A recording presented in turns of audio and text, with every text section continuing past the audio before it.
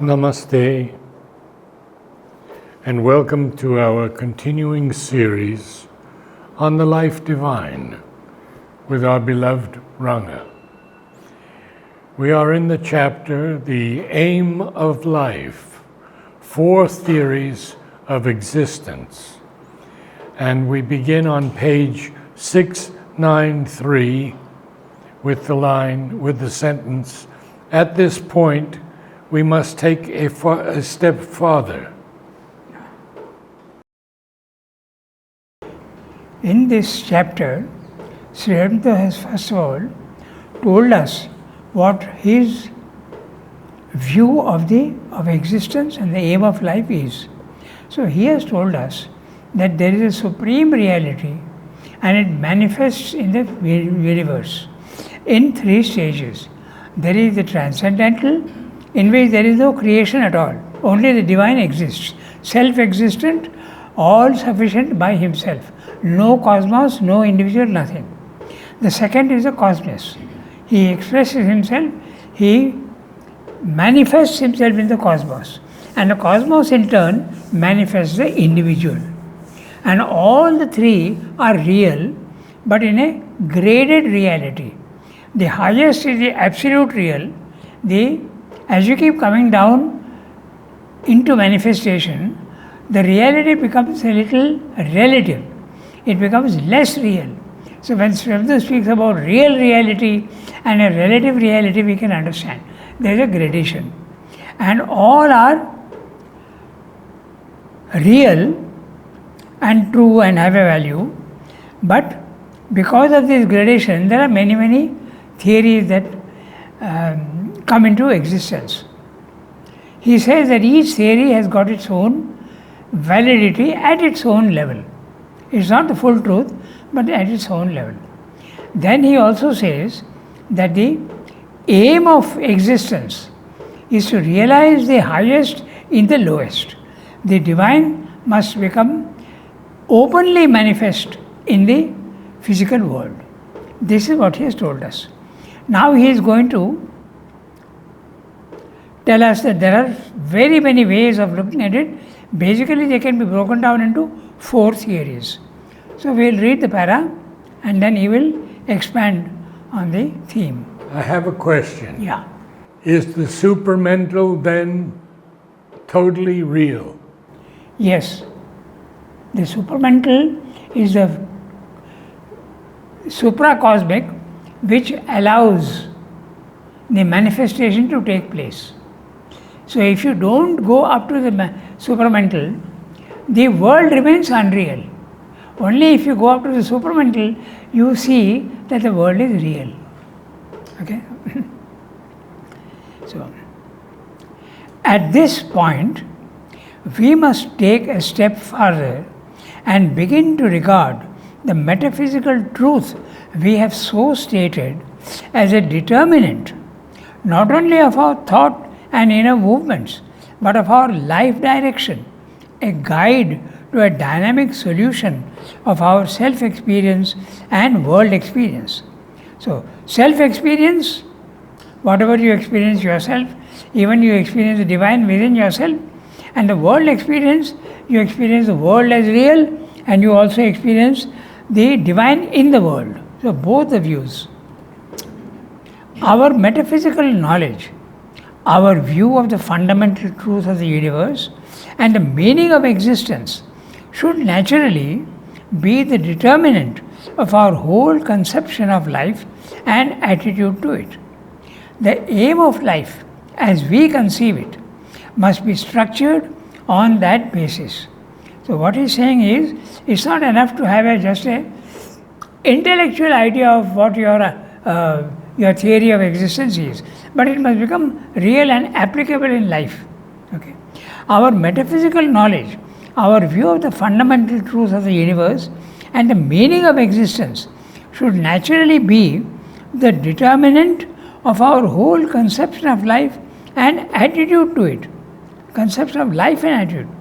The aim of life, as we conceive it, must be structured on that basis. Metaphysical philosophy is an attempt to fix the fundamental realities and principles of being as distinct from its processes and the phenomena which result from these processes. Okay? But it is on the fundamental realities that the processes depend. So, if there is matter as a fundamental reality, then matter undergoes chemical or physical changes, and that is the process. It produces stones, it produces animals, it produces men. These are the processes. But the fundamental truth is matter. So, if the fundamental truth is the divine Brahman, then how does the Brahman manifest in the world? That's a process. So, he is making a distinction between the fundamental reality and the process. Okay, so according to our, but it is on the fundamental realities that the processes depend. The processes are dependent. The fundamental realities are self-existent. Our own process of life, its aim and method should be in accordance with the truth of being that we see. Otherwise, our metaphysical truth can only be a play of the intellect without any dynamic importance. Whatever you see is the aim of life, you have to put it into practice. Otherwise, it remains an abstract intellectual concept only. That's what he's saying. It is true that the intellect must seek after truth for its own sake, without any illegitimate interference of a preconceived idea of life utility. But still, the truth, once discovered, must be realizable in our inner being and our outer activities. It's not enough to realize the divine in yourself or whatever you think is the reality, but it must become a reality in the outward world, in the physical world, outer activities. If it is not, it may have an intellectual but not an integral importance. A truth for the intellect, for our life, it would be no more than the solution of a thought puzzle or an abstract unreality of a dead letter. Okay. Truth of being must govern truth of life. You must live what you think is the truth. It cannot be that the two have no relation or interdependence. The highest significance of life to us, the fundamental truth of existence, must be also the accepted meaning of our own living, our aim, our ideal. Basically, what he's saying in the para is that whatever your conception, you must put into practice. Otherwise, it remains only an intellectual idea without any real force. I read the summary. This is one of those statements in Sri Aurobindo which seems to be very neutral. But when you think of the opposite, then you realize what he's saying. That's why I'm going to read the summary. We now take a step further. We have been discussing more of the being only and its theoretical aspects. We now shift attention to the becoming also and its possible relations with the being. We have to link our being and our becoming. All philosophies, all metaphysical ideas try to discover the truth of existence, the fundamental and ultimate principles of existence. They seek for knowledge of oneself and the world. Men conduct themselves in life according to their ideals, and these are linked to their conception of ultimate truths. It is true that knowledge investigates the facts of man, life, and the universe, and tries to arrive at a final meaning for the individual as well as the cosmos. And this seeking for knowledge attempts to be independent of our likes and dislikes, our desires and our preconceptions. This attempt to separate our intellectual and emotional parts is quite valid, but unless we link our knowledge of truth to our practical life, it remains only a purely intellectual abstraction without significance in our life. Surely, our conception of truth must largely determine the aim and direction of life and its practice in daily life. This is what he has said. First, he has linked. He is saying, whatever is your idea, you have to live it. If you don't live it, it remains an abstract concept. Now we read the next para. There are roughly, from this point of view, 4 main theories or categories of theory with their corresponding mental attitudes and ideals in accordance with 4 different conceptions of truth of existence. These we may call the supracosmic, the cosmic and terrestrial, the supra-terrestrial and otherworldly, and finally the integral or synthetic or composite. The theories that try to reconcile the 3 factors or any of them, which is the other views, which the other views tend to isolate. Now, we will see what he is saying. Okay? These we may call the supracosmic. The supracosmic is the theory that only the ultimate reality, the highest, is the only reality. There is nothing else. Okay. So, the supracosmic is the theory that says only the highest is the truth.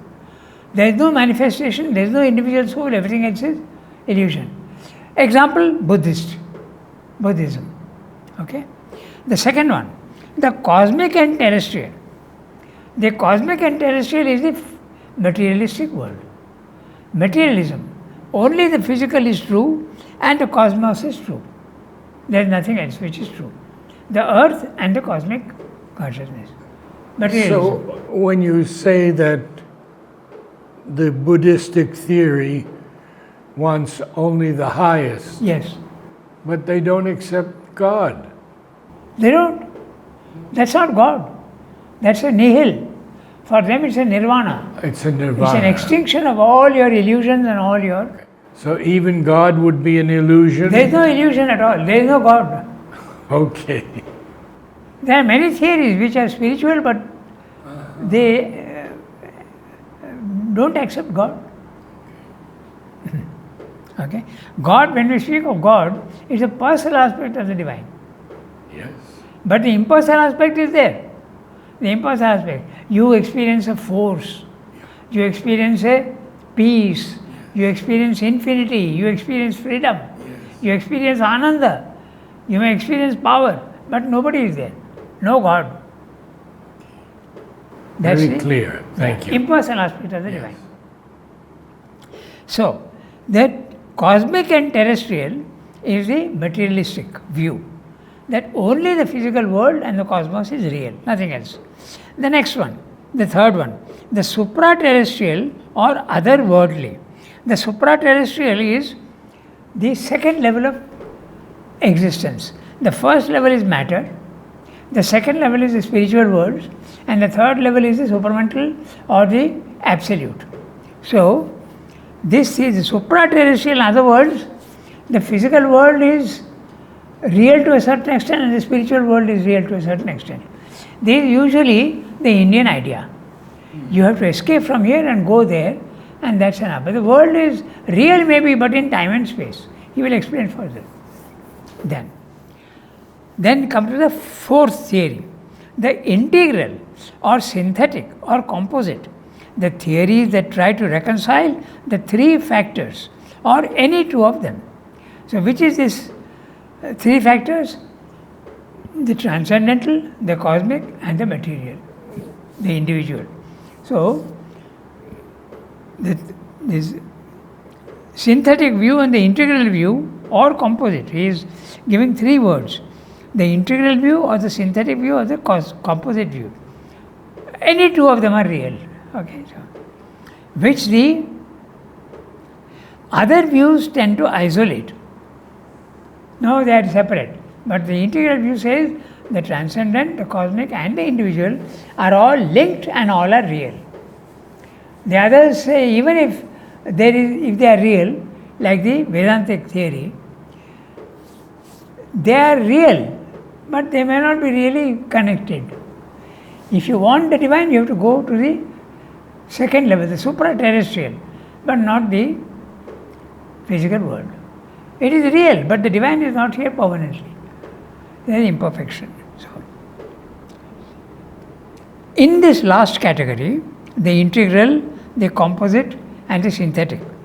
In this last category would fall our view of our existence here as a becoming with the divine being for its origin and its object, a progressive manifestation, a spiritual evolution with the supracosmic for its source and support, the otherworldly for a condition and connecting link with the connecting link, and the cosmic and terrestrial for its field, with the human mind and life for its nodus and turning point of release towards higher and highest perfection. Our regard then must be on the three first, to see whether they depart from the integralizing view of life, and how far the truths they stand on fit into its structure. So, now here Sri Aurobindo uses our view. Yeah, that means the integral. Very clear. Yeah, and also it's a large 7/8 and lines. So we'll go into each one and see what he's saying. He is repeating his view of existence. In this last category would fall our view of our existence here. And what is it here? It's a becoming. It's a world real in time and space and constant movement, becoming, with the divine being for its origin and its object. The supramental, if you can say, or the supracosmic is the reality which is manifesting itself here and supporting it. Okay? So it is a source and also the support of the physical world. And there is a progressive manifestation. The divine has involved himself here, but there is a progressive manifestation, a spiritual evolution with a supracosmic for its source. That's the source and the support of the physical world. The otherworldly for a condition and connected link. So the supracosmic is the source and the reality. The physical world here, the individual cosmic world, is its manifestation, and the spiritual worlds are the connecting links. Level 1, level 2, level 3. That's why you go on speaking of the three levels. Level 1, the supramental, level 2, the spiritual worlds, and level 3, the physical world. Okay? So that's what he's saying. They are all connected, and there is an interlink link between the two. And the cosmic and terrestrial for its field, the field of its manifestation and the field of its play, with the human mind and life for its nodus and turning point of release towards the higher and highest perfection. So, in the physical world, there is a mind and a life, and it is with these instruments that you have to release, you have to go turning point of release. Okay? When man comes in, now the revolution can go faster, and it can go to a higher level or it can go to the highest level. The higher level is a spiritual field. Very many have gone up to the spiritual field, and in some Hindu ideas, if you liberate yourself and go to the higher level, it's enough. Individual satisfaction is there. But simply speaking of highest perfection, that means even the physical world will be transformed. So, higher level, level 2. Highest level, level 3. Our regard then must be on the three first. Which were the three first? The supracosmic is the only reality. The physical world is the only reality. The physical world and the spiritual world are real. But the aim of life is to go to the spiritual world. There are three which he is going to examine one by one and see how they satisfy or not the integral view. That's what he is going to do. Okay, so again, I read the summary in very short. Broadly speaking, we may say that there are four theories of existence and their corresponding ideas applicable to life in the world. We may call them supracosmic, only the highest is real; cosmic or terrestrial, the materialistic view; supra-terrestrial or otherworldly, The physical world is real and the spiritual worlds are also real, but aim of life is to go to the supra-terrestrial. And the last one, the integral or synthetic or composite view, Sri Aurobindo's own integral view. In this last category, there is an attempt to reconcile the other three, or at least any two, which the others tend to see as separate or negligible or even contradictory to their own position. Our own integral view falls in this category. To state the integral theory once again. So, what is the integral theory? We believe that life in the world is a becoming. It's a manifestation of the divine being, which is its origin, support, and final destination. The supracosmic being manifests itself in the cosmos, the cosmic and terrestrial, through the other worlds, supra-terrestrial, which are the link between the two extreme poles, spirit and matter. The second level, the cosmic, is the second supra-terrestrial field, he calls it. The cosmic is the field and condition, the cosmic, the physical, which contain our mind, life and body.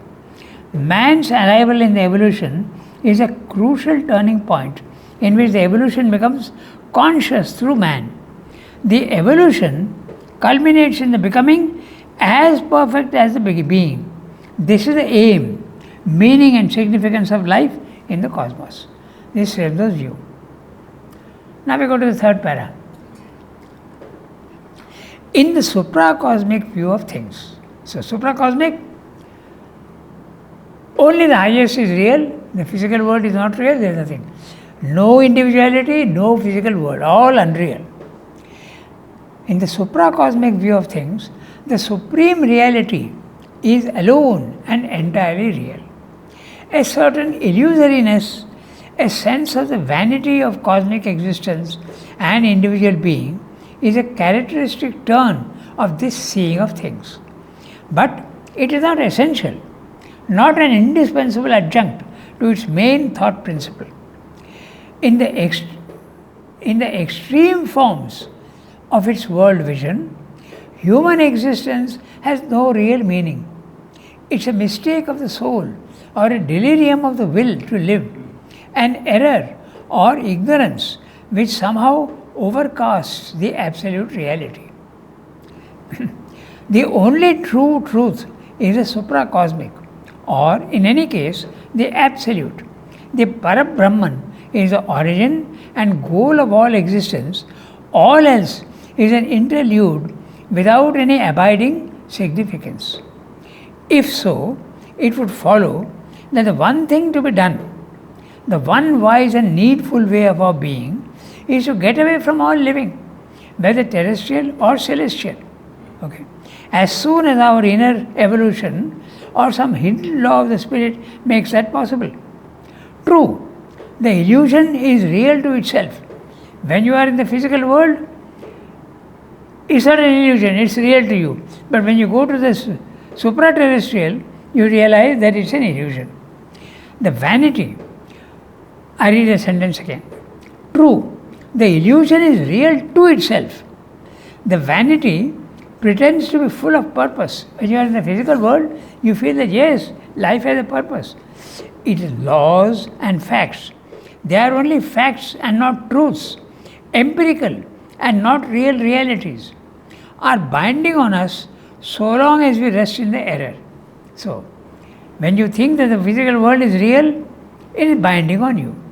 But from any standpoint of real knowledge, in any view of the true truth of things, all this self-delusion would seem to be little better than the laws of a cosmic madhouse.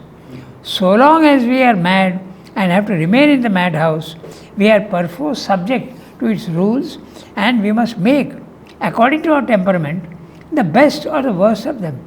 But always our proper aim is to get cured of our insanity and depart into light and truth and freedom. Whatever mitigations may be made in the severity of this logic, whatever concessions validating life and personality for the time being, yet from this viewpoint, the true law of living must be whatever rule can help us soonest to get back to self-knowledge and lead by the most direct road to nirvana. The true ideal must be an extinction of the individual and the universal, a self-annulment in the absolute. This ideal of self-extinction, which is boldly and clearly proclaimed by the Buddhists, is in Vedantic thought a self-finding. We'll discuss this. What's the difference between the Vedantic and the Buddhists? But the self-finding of the individual by his growth into his true being in the Absolute would only be possible if both are interrelated realities. It could not apply to the final world abolishing self-affirmation of the Absolute in an unreal or temporary individual by the annulment of the false personal being and by the destruction of all individual and cosmic existence for that individual consciousness. However much these errors may go on, helplessly inevitable in the world of ignorance, permitted by the Absolute in a universal, eternal and indestructible avidya. So, quite complex, and we'll go through the sentences each one by one. Okay, so You'll read the summary? Summary? we want a summary? Okay. But there are things that need to be discussed. What is the difference between Buddhistic and Vedantic? Okay, good. Anyway, I'll read the summary, and with the summary we'll discuss the thing in detail. Now, he is discussing the supracosmic. Only the highest truth is the reality, the rest is all unreal. In this supracosmic view, the supreme reality, the absolute being, is alone the sole reality. The world seems to be illusory, unreal, a mere shadow. Even the individual does not seem to possess any reality. But this illusoriness is not essential to its main thought, it is secondary. Okay. The illusoriness is not the reality. You have to go to the ultimate. That's it. Because he is also clubbing the Indian idea into this in a certain way, Vedantic. Okay. The ultimate is the highest is the ultimate reality, not the other worlds which are below. Okay, so in its extreme form, the world and human existence seem to have no real meaning and purpose. It is sometimes referred to as a delirium of the soul, an ignorance of consciousness which covers the truth of the sole real spirit. I think this delirium of the soul, there is a Western view which they experience the self, and they said that living in the physical world is an unreal thing. I forget the name of the philosopher, but it's, this delirium of the soul is not an Indian idea. But it's ignorance. Okay, they call it an ignorance, not delirium of soul. An ignorance of consciousness which covers the truth of the sole real spirit. Only the Supreme Brahman is real, and the only purpose of life is to escape from the clutches of ignorance and release oneself into the reality of the Absolute. Buddhism, Mayavada, and even the Vedanta fall in this category. Okay, now, in the Shankaran Vedanta, it is admitted that when the individual soul is in the ignorance, the world is real and has meaning and purpose. But when the soul realizes its error, it must escape from this senseless existence in the world which seems so real, so full of purpose. And so, even if one gives credence to the reality of this world, finally the one aim of this theory is to get release, freedom and self-knowledge and enter into the Parabrahman. So, the difference between Buddhism and Vedanta is this. Buddhism says no reality at all. The Shankaran philosophy says there is a reality to the physical world, but it's a reality in time and space. It's not absolute reality, it's a reality. And so, although there is a reality here, If you want the true ultimate reality, you have to go to the Supreme. That's the Shankaran view. So there is a relative reality in the physical world. It can be seen as illusion, but so long as you are here, it is real to you. But the moment you escape, you see that it is not as real as you thought it to be. Okay? It is Buddhism that stated this aim so unequivocally and boldly. Nirvana, self-existence, self-extinction, and world effacement is the only true path and knowledge according to Buddhism. Because the physical world, when you are there is real suffering, there is ignorance. So why should you live there? So Buddhism says, go to the reality, escape this suffering. That's the theory.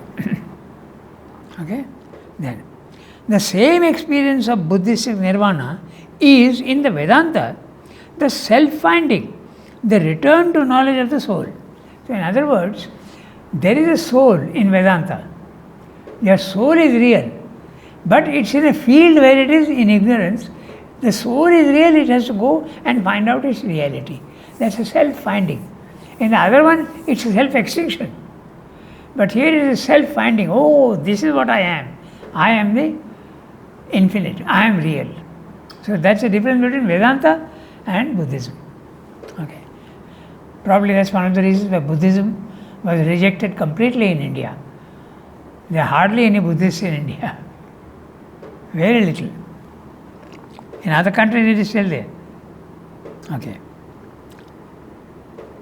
In the Vedantic view, the individual soul has to escape from a real but imperfect and limited lower existence into a higher and reality.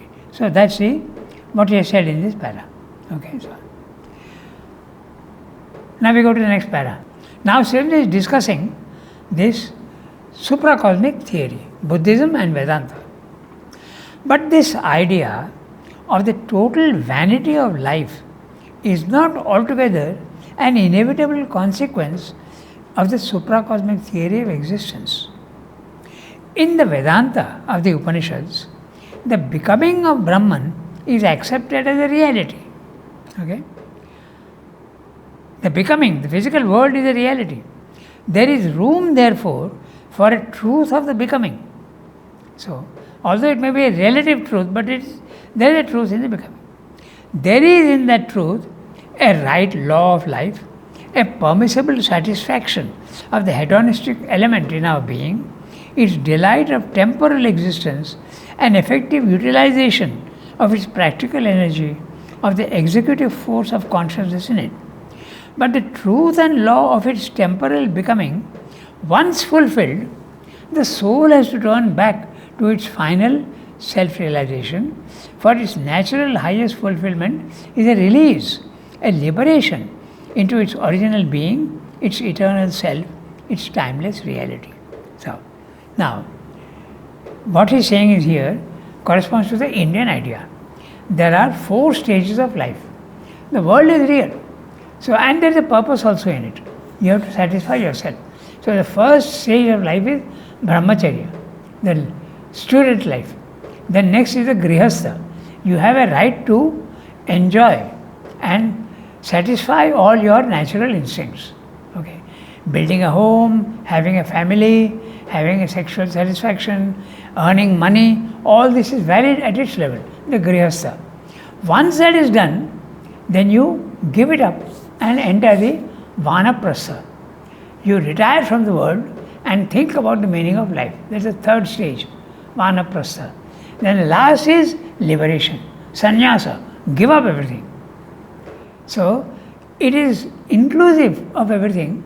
It is not that the world is absolutely unreal. There is a reality, but ultimately you have to go out of that reality to the physical. There is an Indian idea. Okay?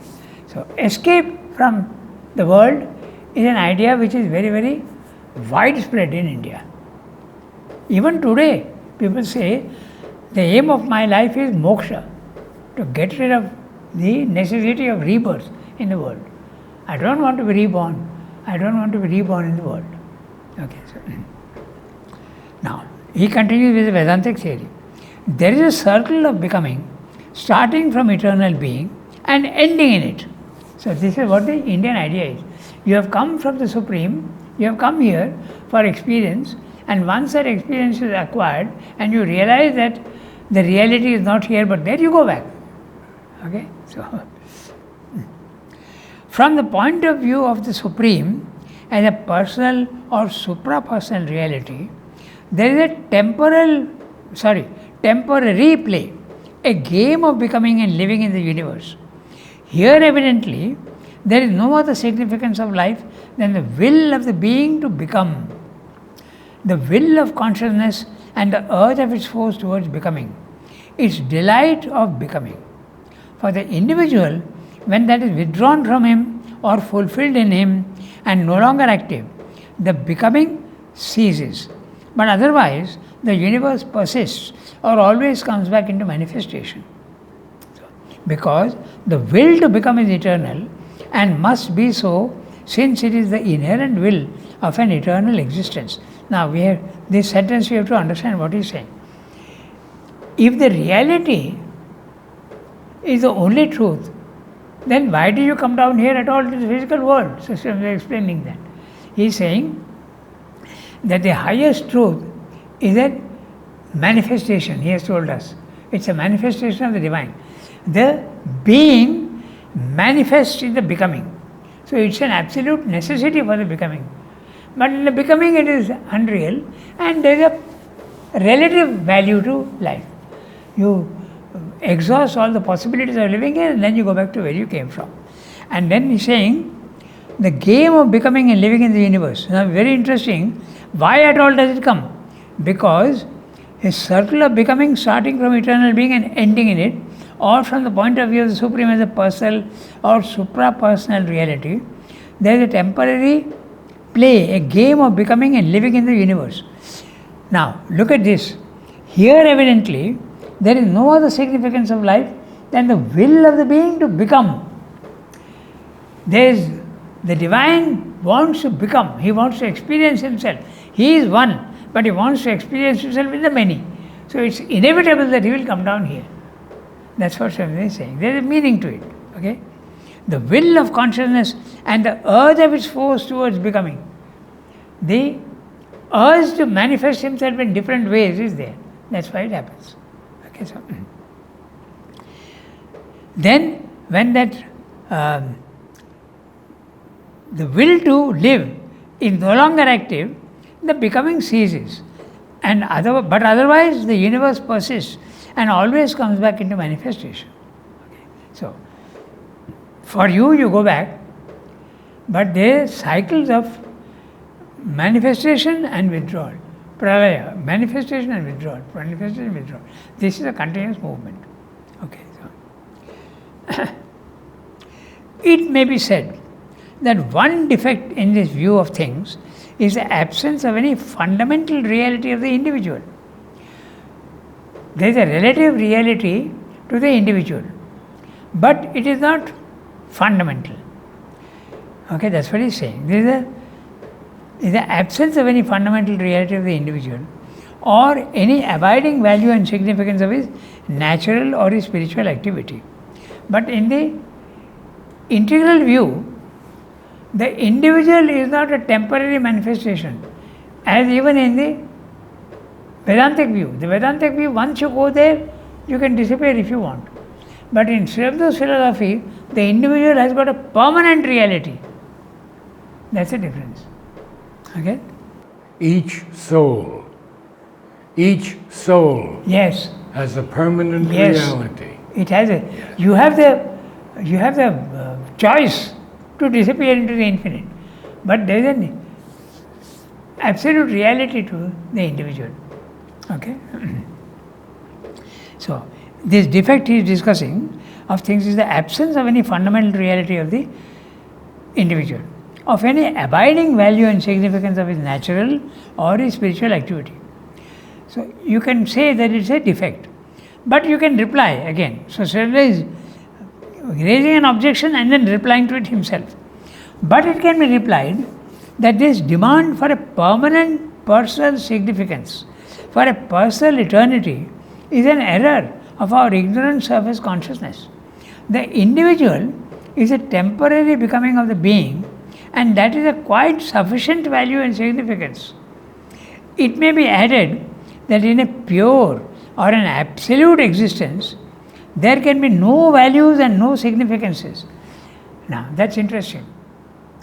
In the absolute, there is only a oneness, no relatives. So, if there are no relatives and only a oneness, there is no aim. The only aim is to exist. So, this would be the Vedantic answer to your objection that the individual soul is not real. This is the objection that is there. So, it can be replied in this way. So many different ways of looking at the reality. It may be added that in a pure or absolute existence, there can be no values and no significances. In the universe, values exist and are indispensable, but only as relative and temporary buildings. There can be no absolute values, no eternal or self-existent significances in a time structure. In the physical world, you are in multiplicity. And when you are in multiplicity, there are relative values. There is good and there is bad. But when you go to a state where there is only oneness, where is the question of good and bad? Where is the question of aim? There is no aim, nothing. That's a Vedantic answer. Okay, so this sounds conclusive enough, and it seems that nothing more can be said about the matter. Now, this is Srebda's view.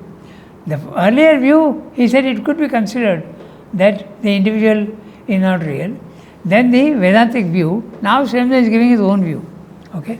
This sounds conclusive enough, and it seems that nothing more can be said about the matter. And yet, the question remains over. Now, what does that mean?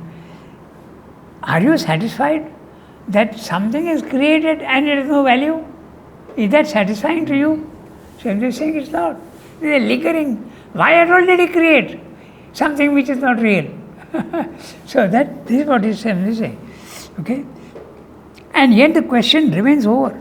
For the stress of our individual being, the demand on it, the value put on individual perfection and salvation is too great to be dismissed as a device for a minor operation. The coiling and uncoiling of an insignificant spiral amidst the vast circlings of the eternal becoming in the universe. It is very difficult to believe that the divine, who is full of meaning and purpose, is creating something which has no meaning and no purpose, not satisfactory. So the soul must have an eternity. That's what Srebda is saying. Okay.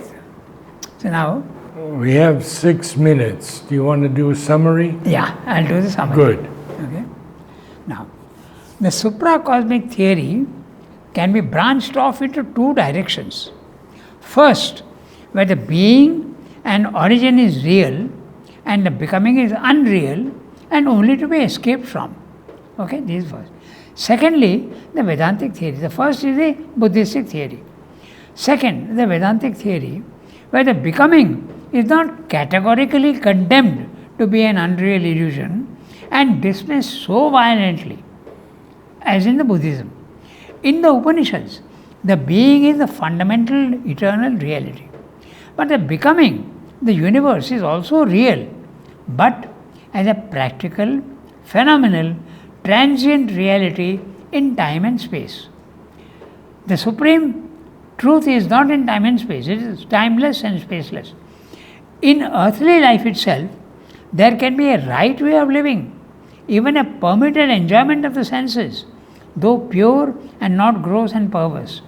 But once his temporal life is enjoyed and fulfilled, the individual soul has to return to its real native home, which is perfect eternal being. The soul, liberating itself from its encasing shield of body, life and mind, must fly out and return to the supracosmic, the superconscient, eternal reality, the Parabrahman, from which it came into the world. There is a cyclical movement from being into manifested becoming and a return into the being. As I told you, this theory is the Hindu theory of the 4 stages of life. Brahmacharya, the life of a student, where he trains himself. Then the Grihastha, where you satisfy all the parts of your being, body, vital and mind. You satisfy them. You have the right to do that because it has been created. So you have the right to do that. Then you realize that it's relative. So you give up all that when you have satisfied yourself. And the last is to escape from here and go into the... Now that Sri Aurobindo finds is the weak point in Hinduism. The sannyasa, the world should not be given up. And that is what led India to the Mayavada theory. The world is not something to be given up. But in the Hindu concept, the last is sannyasa. You give up the physical world. He says, no, not give up. You must come down here again. There is a purpose here. So, if at all we wish to find flaws in this view, we may say that life in the world has no special aim and purpose except to enjoy the becoming and take pleasure in the one becoming the many. That even when the individual soul has consummated its play in the world and returns to the being, the becoming continues to exist in imperfection and limitation. Even if it ends for the individual, the world continues to exist. We may also contend that the individual soul has no permanent significance and purpose in this scheme. The individual comes and disappears without any permanent fulfillment. But to this criticism, the retort can be made that the demand for a permanent fulfillment and eternal existence is not legitimate. It's only a value in the ignorance. In the eternal absolute, there are no values, no significances except the Sat, Chit and Ananda. The answer seems to be quite irrefutable and final, and yet one may feel the intrinsic need for a permanent significance for the existence of the individual soul. We may say that nothing that is created is entirely without significance. Then why at all is it being created? The intellectual demand for a permanent fulfillment and eternal existence for the individual soul cannot be dismissed in so cavalier a manner. So, we do think that the soul has a purpose and it has a living reality. So, until now he has discussed only the supracosmic theory with all its branches. Next he will come to the materialistic view. Wonderful. We'll do it next time. Yes. The Thank cosmic you. terrestrial view. Thank you, Ranga. Namaste all. And we will see you again on Monday to continue the life divine in the chapter The Aim of Life, 4 Theories of Existence.